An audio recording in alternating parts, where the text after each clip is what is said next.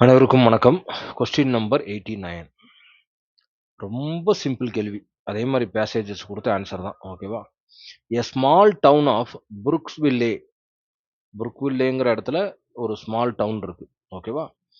Is famous for its annual harvest festivals. அங்க என்ன ஃபேமஸ்னா, அந்த அறுவடை செய்ற திருவிழா வந்து வருஷத்துக்கு ஒரு தடவ அந்த மாரி ரொம்ப சிறப்பா நடக்குது.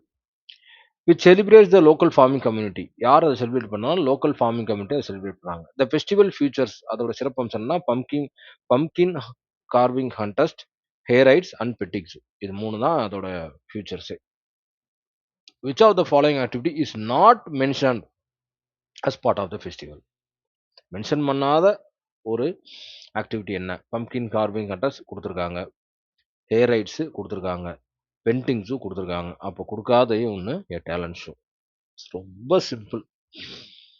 ரொம்ப சிம்பிள். ஈஸியா படிச்சோனே அண்டர்ஸ்டாண்ட் ஆயிருச்சு.